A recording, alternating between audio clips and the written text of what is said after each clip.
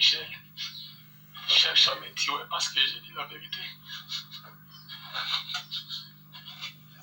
Demandez à implanter les bandits. J'ai fait du mal à ça. Parce que j'ai demandé que chacun aide les partis à implanter l'IDPS dans son territoire. C'est ça le péché que moi j'ai fait. Moi j'ai sacrifié toute ma jeunesse pour ces partis. J'ai sacrifié, même si j'ai sacrifié toute ma vie pour ces partis. Ça va, président.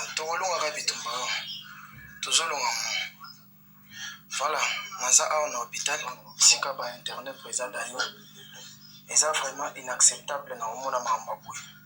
Donc il faut que nos autorités agissent à l'immédiat. Non, pas jusqu'à ce niveau. Donc bitumba sur ton bunda, et ça qui pour la vraiment c'est juste oui, vraiment, pour la partie où Sphinx a dit qu'elle a besoin. Non. Alors, Badeko, tu vas commenter en après, mais tout à l'heure, nous, et là, on sous.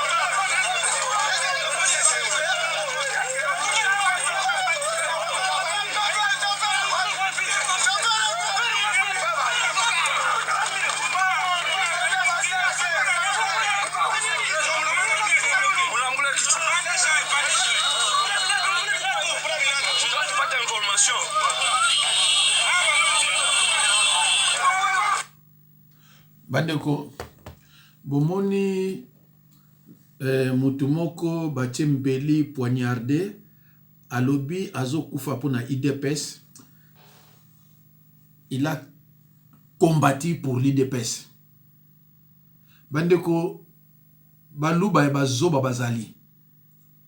Combien de fois tozo e sabino que pouvoir eza ya IDPS était amebosa batimo boyo kakate? Pouvoir eza maboko ya IDPS te. Pouvoir eza ya cash. Cash c'est Kabila. Oh, mais on va ça battre neni. Mais yon bozo kufani to bamboa. Pouvoir eza ya IDPS te. Bozo mona soni pona kondima yango. Pouvoir eza ya cash.